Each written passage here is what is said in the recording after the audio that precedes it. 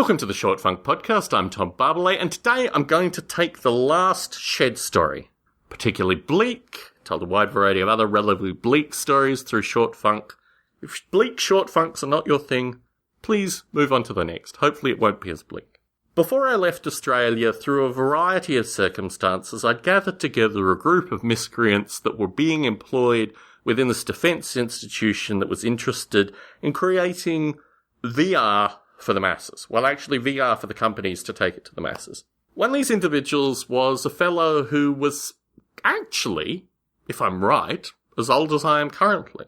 I was 22, he was 38. Seemed like an extraordinary old individual. Told various stories associated with this individual in Stone Ape, kind of comical character in some light. But there were a series of problems that this individual had that just ultimately frustrated me. I'd employed him to produce an animation of a rapping noble ape that in total, and this is for the track called Plain Insane, which I recorded a number of versions of, and few have permeated Stone Ape. You can find it on YouTube, I think, with me rapping, at least not the monkey rapping. None of that went to plan. He decided to have more girlfriends over that period. He had 3 girlfriends through that, in continuum. And one of these girls, after I got back from the US, decided that I was probably a better bet than this guy was. We went out to dinner. She tried to throw herself at me. It was one of these curious things where I realized something had gone terribly, terribly wrong. Because I knew the nature of his venereal and insect-based diseases, I realized relatively clearly that I probably shouldn't have anything to do with this woman. And she was relatively attractive. She'd studied in Paris and Italy. She was well-travelled. My mother liked her. But her connection with this individual, and in particular, the long walks that I'd taken with this individual while he described the various effects of the venereal and insect diseases that he had, sexually transmitted diseases that he'd also passed on to this girl, just made me inhale deeply and run. I was in the process of leaving Australia, and the notion of taking a venereal disease or any of the diseases that this fellow had with me on this trip because of this interaction with this woman was not happening. Truth be told, I'd spent 18 months, maybe 2 years, in the company of this individual and his various other miscreant folk. I was concluding my degree at the time, but I was also investing a vast quantity of time in Noble Ape, with the view that this was my rocket out of Australia, getting out past the gravitational thrust, the gravitational suck that was Australia, and I just needed to get out by any means necessary. I realised actually that this individual, and in fact his entire posse, including his girlfriends, were just part of the problem here, and I needed to get well beyond them. They had a different philosophy. Tom was coming back, Tom had made big, Tom had been published in the New York Times and a variety of other syndicated sources. It was their pay time. They'd hung out with Tom for a year and a half, he brought in beer, he'd gotten them jobs, but now it was time to get really well paid thanks to Tom. And I ran from this thing. Through a series of connections, my piano and a variety of other possessions ended up in our mutual friend's hands.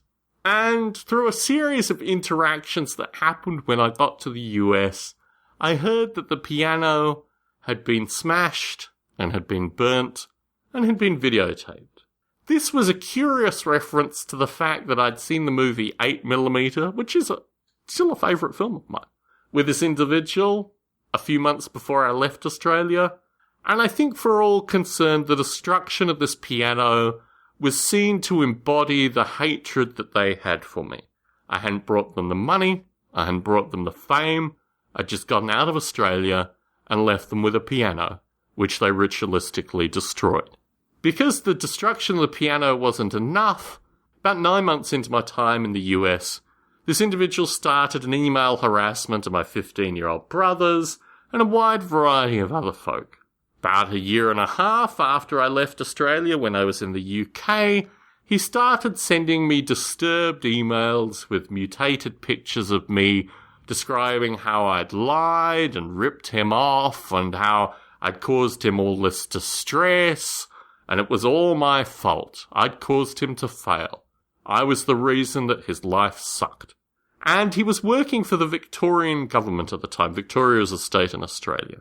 And on his email at the bottom, it had an anti-harassment policy. So I contacted his employer with a smorgasbord of the emails that he'd sent me, and his employer did nothing for a month. Over this period of time, he continued to email and harass my 15-year-old brothers and a variety of other nonsensical things. I finally contacted his employer again and said that I held his employer responsible. Apparently something was done. Who will ever know? My mother's father, my grandfather, who was pretty well a central figure in my life and probably will be the topic of future Short Funk recordings, passed away. I think it was the end of 2011. It was a sad time because my wife's grandmother had been killed, topic maybe for another Short Funk recording, but on the day my grandfather passed away, I received an email from the mutual friend who had originally been lent, or I guess given the piano, and had allowed it to be destroyed. The irony of this email arriving on the day that my grandfather passed away was not lost. It was a very curious synchronicity that the destruction of this piano was forever going to be memorialized on the exact day that my grandfather passed away. And the email was somewhat apologetic and indicated that another piano had become available that was kind of like the piano, not necessarily them saying the piano that had been destroyed, but was like the piano that I had provided them, and would I be interested in getting that piano? Not that they were going to buy the piano and give it to me, but if I was interested, this piano was available. I didn't respond to that email. But it struck me as very ironic that the destruction of my previous piano and my grandfather's passing had been memorialized in this fashion. That is the conclusion to the Shed Life stories. There's another one. I can't be bothered telling it. They're particularly bleak. I really think the Shed Life part of the Short Funk recordings has been a low point, but I wanted to conclude this set of stories. Tom Barley in San Jose, signing out.